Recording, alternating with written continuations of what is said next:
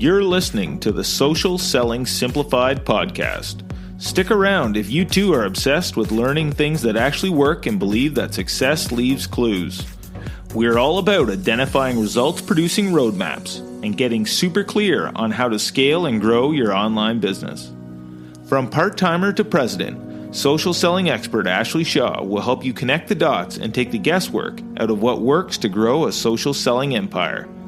It's time to hear from social selling legends, listen in on truthful conversations, and learn the best tips and tricks to reduce the marketing overwhelm so you can build the social selling business of your dreams. If you're ready to go all in, no holding back, and build the business you've always wanted, you're in the right place. Here's your host, educator, social selling guru, and fitness industry OG, Ashley Shaw.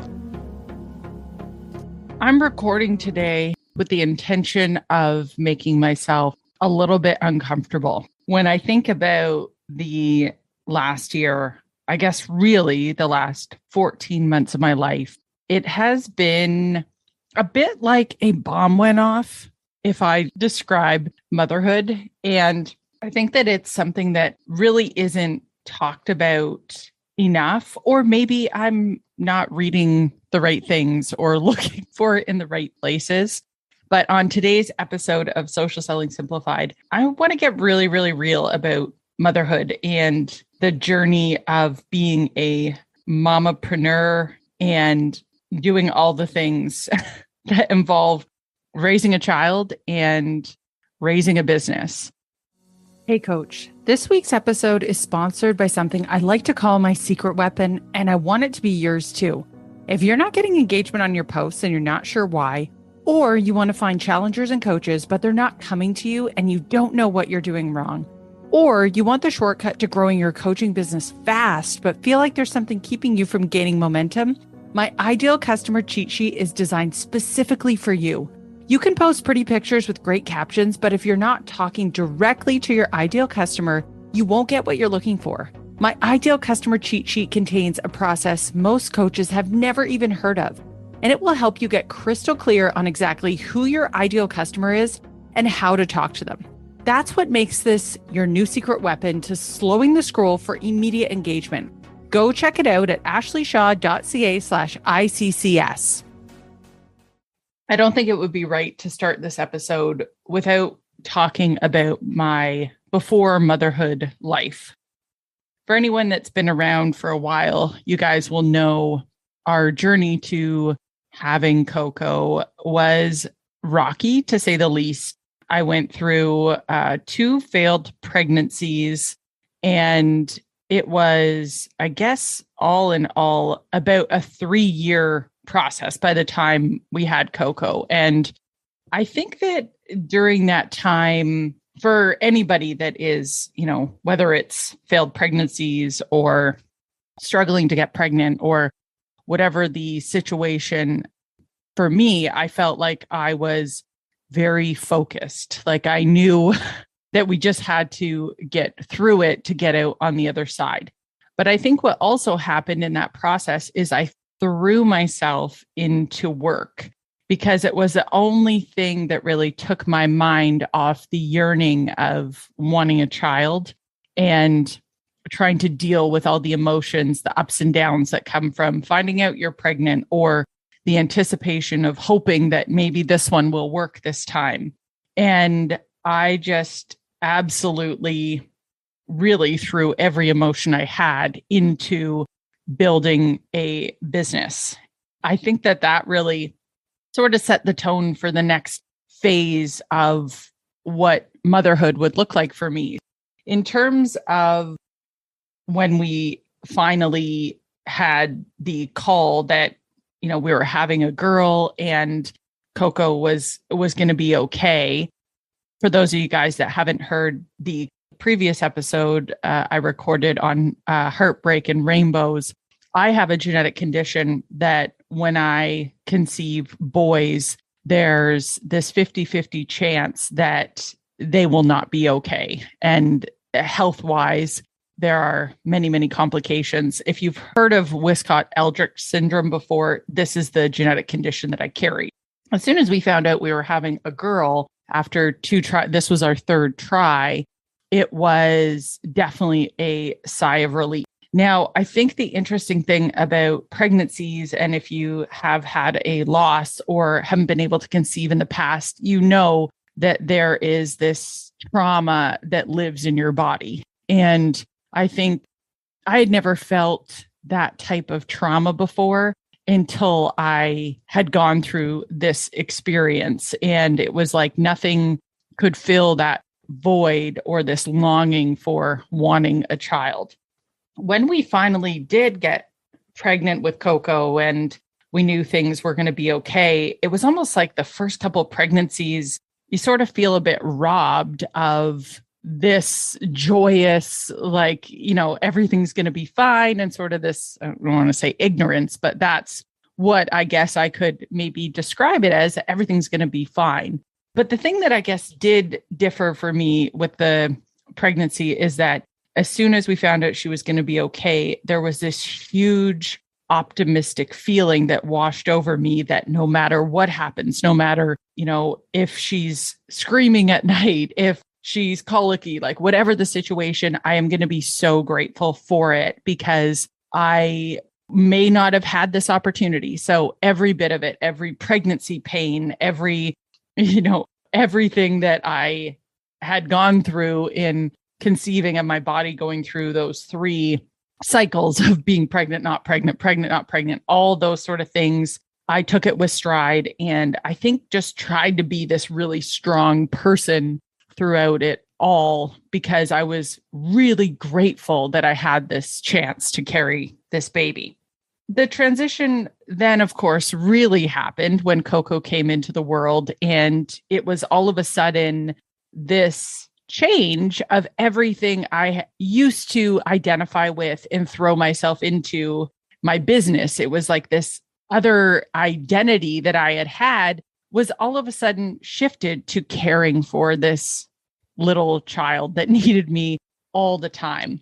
So I think like everyone goes through this where the first couple of weeks, your hormones are a little bit all over the place. And I remember feeling like I was on drugs a bit, like euphoric and just this crazy, great feeling. Like, can you believe this little being is here now? And that felt really good. I thought, whoa, this is crazy. Like, I can't even describe this feeling. Like, it's so cool.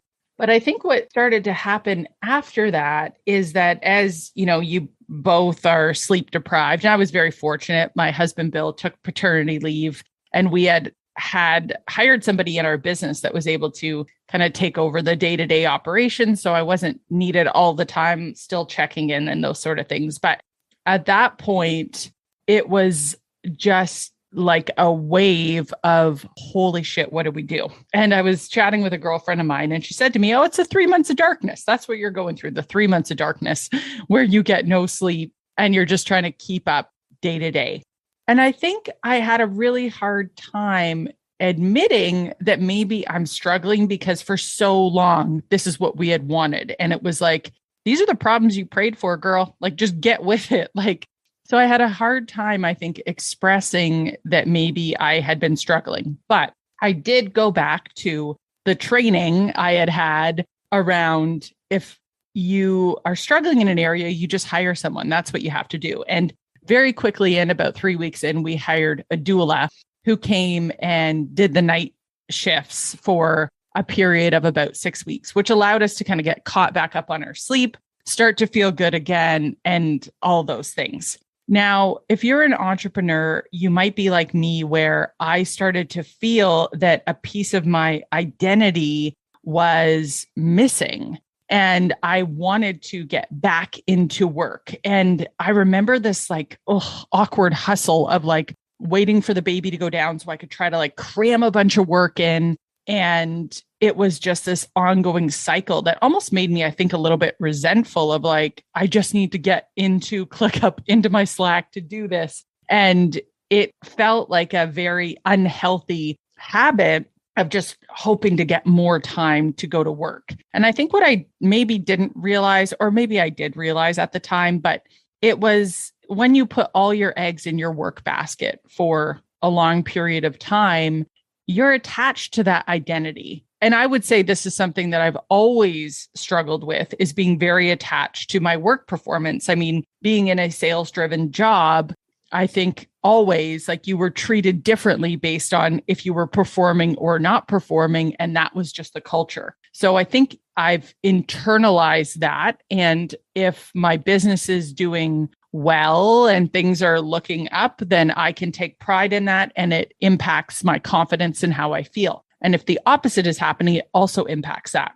So to all of a sudden have something in your life where it takes you away from those things that used to make you feel really good and accomplished and like you were making progress, it was a trying time for sure. And I think any mother or parent that is going through that, I would say now, like, know that that is 100% normal. And it doesn't mean that you aren't grateful for the experience of becoming a parent, or that you don't love your child from, with every fiber of your being. It simply means that there are certain things in your life that fill up your cup. And there are certain things that it's like finding that yin and yang again, and how that is going to work for you. And I remember a psychologist telling me that some parents are great at that newborn stage. Some are, they really thrive at the toddler stage. Others are just parents for teenagers, and that's where they do their best. And I remember hearing that advice and thinking, okay, like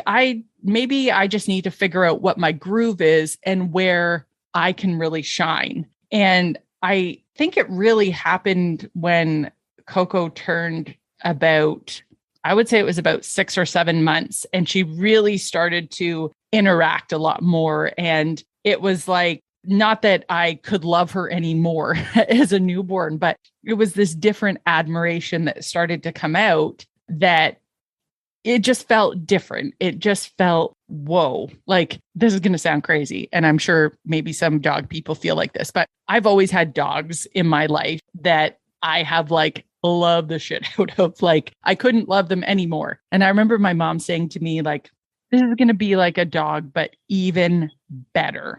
So I remember that relationship just feeling like it was shifting, and all of a sudden her needing me just created a different space for me at that time.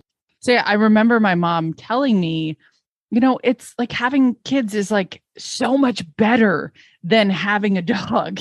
And I remember thinking, I don't know if it could be. Like, I love my dogs so much. They sleep with me every night. Like, I talk to them. Like, I don't think it could be better. And then this moment hit about 6 or so. It might even have been earlier, maybe at about 5 months, where Coco all of a sudden started interacting with us. And it was like, holy smokes, like, not only is this crazy because dogs in the past, they just couldn't really talk back, but she's going to be able to talk. And like, it just like blew me away. And I don't know if that is I feel sort of vulnerable admitting that was my thinking of like, whoa, this is so much better than a dog at that point in time. But I guess I was one of those people that dogs were like kids to us then. So it, was just definitely this moment of like, whoa, this kid is so cool. And this is only going to get better and better. Now, that's not to say that this last year has been a breeze. There are many things that I have learned in this process. And as Bill and I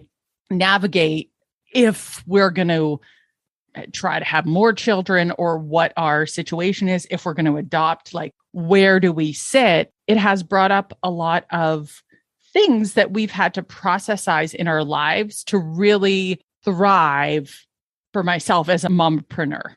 And these are the things I really wish that I would have known before I took being a mom and entrepreneurship and tried to meld those in and do both. So the first thing would be those first few months, like, get a night doula, get somebody to come to your house and to help you out, because I think that is just such an important time to be able to get caught up on sleep. And I know for me, my patience and all those things start to go if I am very sleep deprived. maybe you have a mother-in-law, some family member that can come and help you with the nights, but there are also night doulas available. So definitely make sure to look into that. If you are new to this, that could be something that helps you in those first few months. The second thing would be to have a maternity plan. Now, I know for a lot of us,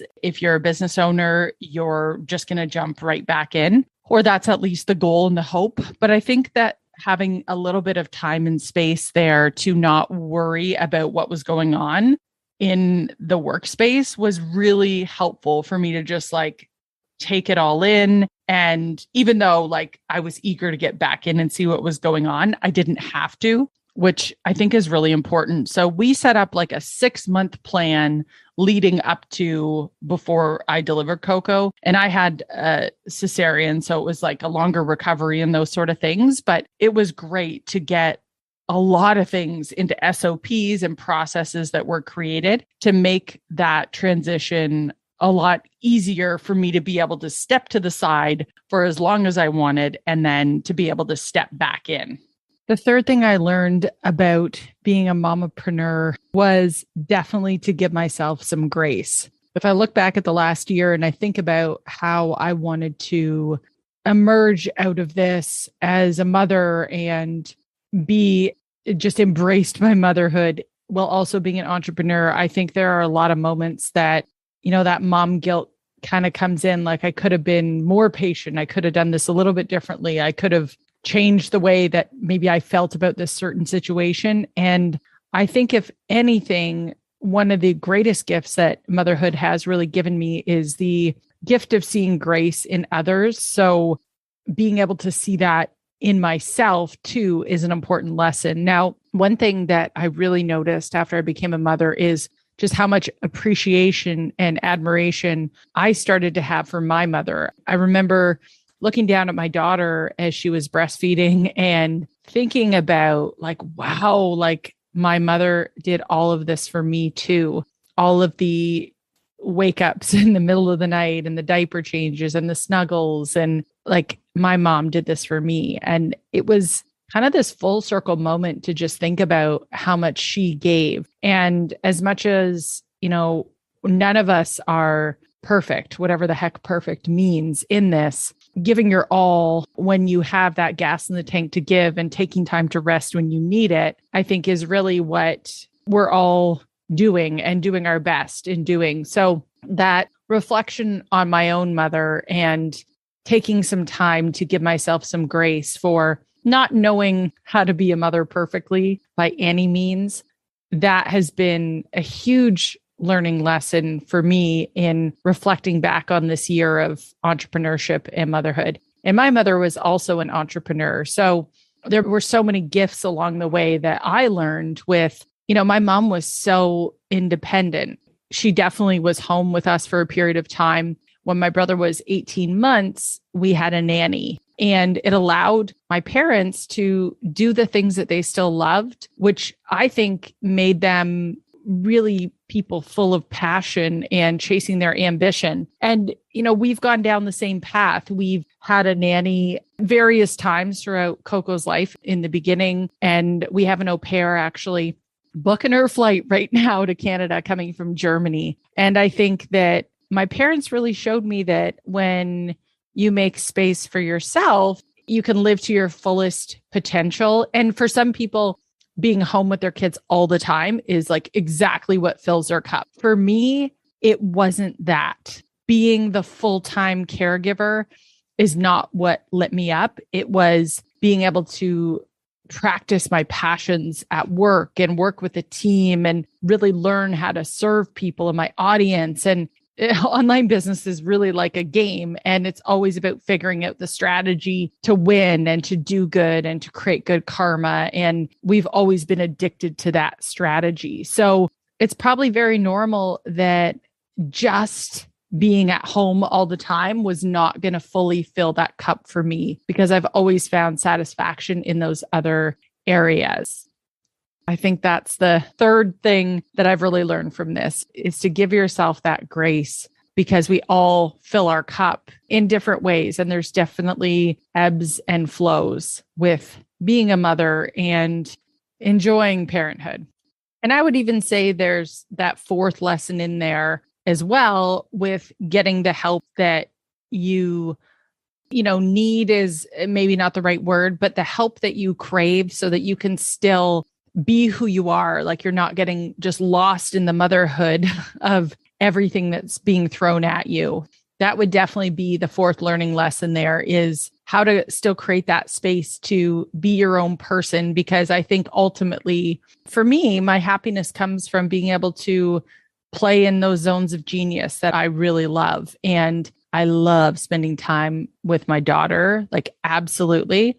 I also get energized in other ways. And it's important, I think, to know what those ways are so that you can keep the practice of those around. Because sometimes doing the same thing, like it's just like workouts, right? You do the same workout over and over again. It becomes not as exciting anymore. You're not as jazzed to do it. So I think variety is definitely the spice of life. And it's important to keep that in there as well, and having help where you can have it and where you want to have it. And I think the fifth lesson here has really been around scheduling out my ideal week. This is a principle from Michael Hyatt, and he talks about the ideal week and really getting clear on what you want your week, your weekends, all that to really look like. I think we can get stuck in this, 9 to 5, I'm going to work 9 to 5 every day sort of situation. And for me, I was never a 9 to 5er. I have certain spurts where I work better, but I find that the 8-hour workday, I used to be able to work like 10-hour, 11-hour days, no problem. But now that's much different for me. My body cannot handle being at a desk for that long. So I have to change up the routine, and my ideal week really reflects that. And so what this idea is with your ideal week is to look at that balance that you want to have. For me, I want to be done by 4 p.m. most days so that I can, have dinner with my daughter. I can help with bath time. I can read stories. Like I like to be really present for that component. And I start work at 9. So I get up with her. We have breakfast, all those sort of morning rituals. So that really has become sort of the ideal work schedule for me. I like to be done a little bit earlier on Fridays, and just really building that in. I think that's the beauty of running an online business, is you can set your schedule around how you want it to be instead of the other way around, where you don't have a choice and you just work these certain hours. The other thing I think about my ideal week is this is a hack in itself, but we have a nanny that helps us with making and prepping lunches. While Coco sleeps, she's doing all the food prep, and then she also preps for dinner.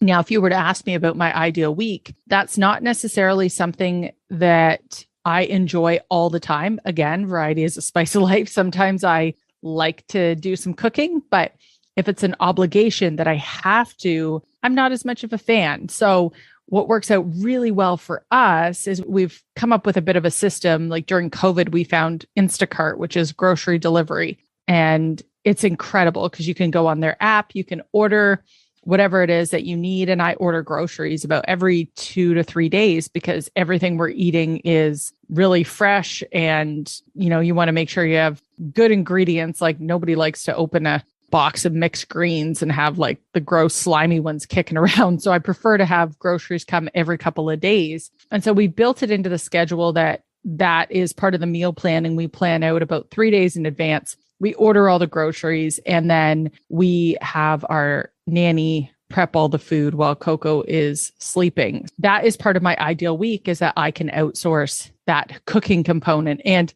it really is more reasonable than you would think, because you have the opportunity, if you are having someone come in and help with your kids, or maybe you just have somebody a couple hours, like really, if you already have all the ingredients, someone is doing the cooking for you. We don't do a lot of meat cooking per se. There's a book that Bill bought me for my birthday called Mandy's Gourmet Salads. And there's grain bowls in there and salads. Like we eat from that book 80% of the time. So I guess in not always preparing a whole bunch of meat, we do end up eating a lot more vegetables. It also saves on cook and prep time. But when we do a bunch of chicken, then we'll do a bunch at once so that it cuts down on that. So I think just really tuning in with being able to live your best life, always just doing the things that you want to do. It just makes it so much more fulfilling. And, in closing out this episode, this was actually a really impromptu episode, but something I felt really, really strongly about that, I think there is a stigma that if, when you become a mom, you're going to love every single minute. I think especially coming from the experience of it wasn't easy to get here and you're going to love everything about it. Well, I will say this has been an absolute bonkers year for learning for me. Learning the new normal, learning how you can love something so much it friggin' hurts. And also learning that you can lose yourself in the shuffle of it all. And that's okay sometimes, as long as you find your way back home to who you are and what you love to do. So thank you so much from the bottom of my heart for listening to this episode. I would love to hear more of your feedback on this. Like, how do you manage being a mommapreneur and doing all the things while still finding that space for yourself? Thank you guys. And we'll see you next time on Social Selling Simplified. Thanks for taking the time to level up today.